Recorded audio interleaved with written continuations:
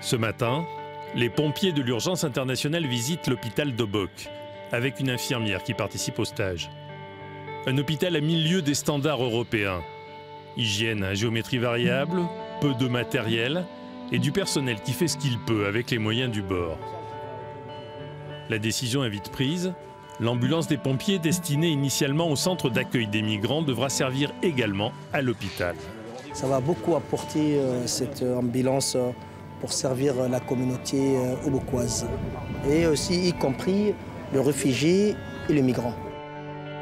Première application, les accidents de la route. Ils sont fréquents et meurtriers dans la région.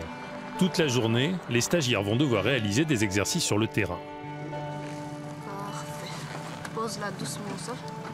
Désormais, il faut appliquer en conditions réelles la théorie apprise la veille. En plein désert, une victime gît sous un arbre. Elle a été éjectée de sa voiture. Diagnostic, premiers soins, conditionnement, brancardage. Un peu à l'écart, les pompiers se taisent et observent les gestes des stagiaires.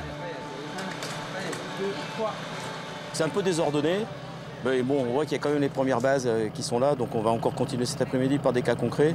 On va se rapprocher d'Obock, puis on va les mettre encore dans des conditions réelles.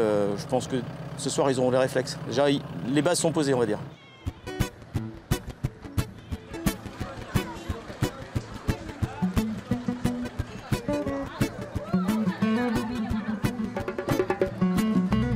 Obock, 7000 habitants, des rues bondées, pas de secours d'urgence, pas de caserne de pompiers.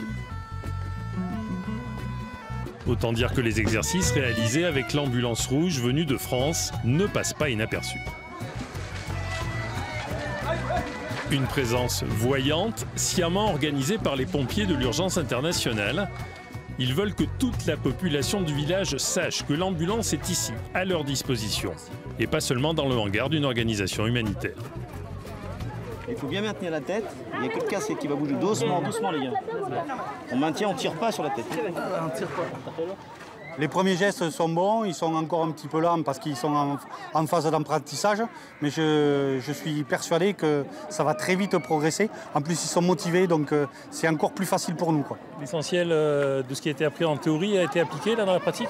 Voilà, une grande partie de la théorie est en train de ressortir sur l'apprentissage et sur les gestes.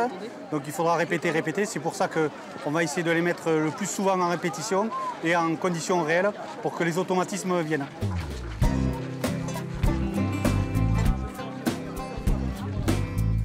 Pour les pompiers de l'urgence internationale, une partie de la mission est terminée.